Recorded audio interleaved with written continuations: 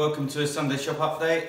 Today is just going to be a quick one. I'm going to go over some things on drum sander versus planer thicknesser, and I did some tests to see the different finishes on the really hard woods with resin, which is quite an eye-opener actually. So I'll show you some of that. So this is the lines that's left from the sander, the drum sander. I think it's very fine lines, you can just see. I'm going to just compare that. It would be interesting just to compare planing some really hard yew with resin through the drum sander. You get this effect, and then see how the spiral head thicknesser does. Okay, so for the purpose of this test, I'm going to take off the absolute minimum, 0.1, 2361. See how that comes out.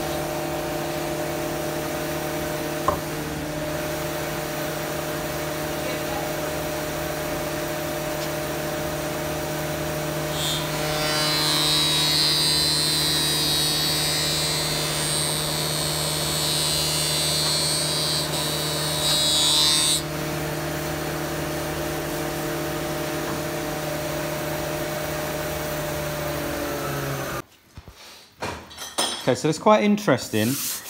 Depending on the light, the actual planer thicknesser is giving me a better finish on this very, very hard wood than my drum sander. So the final finish is just going to be a Festool Rotex. Polish that up to 1,500 on the resin, and then finish off with a compound, polishing compound, which I'll show you. So that's good actually. So saving the drum sander, because the problem with drum sander is this resin does clog up the paper, and the paper's quite expensive, so much easier just to use the planer, which is brilliant. So if you watch my channel, I'm sure you're familiar with the fact that I got this lovely new planer, which I'm very excited about. So I think that is down to having the spiral cutter block, because my old planer didn't have such a finish on that sort of knotty wood, so that's where the drum sander come in. So I've had some problems with some paper exploding again, which I'll go through. Okay. Should we be using Abrasive in our drum sanders? And my answer is definitely no. This is almost new. I just put some oak through it, and again, it just exploded everywhere in the workshop.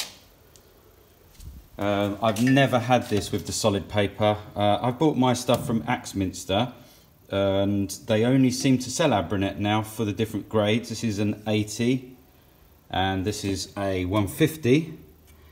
I'm sure you're all aware of the process. You need to lay it out, cut this shape all the way around, roll it on, very easy. Now this stuff just tends, before it even gets near to wearing, it just tends to explode, even if you're only taking off 0.5 mil.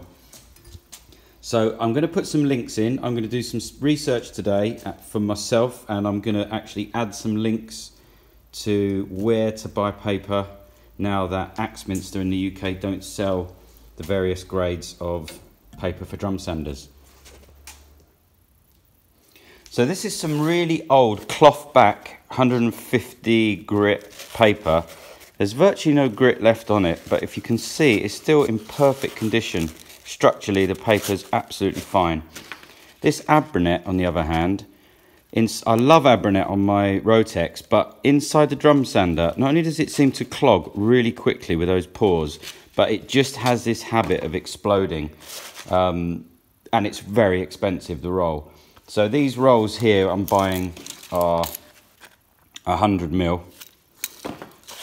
This was also the 100mm. The rolls of paper being so expensive and lasting for like a couple of days, if you get the wrong piece of wood that catches on this Abranet, I've got no idea why Axminster have stopped selling the cloth back and gone to this for drum sanders.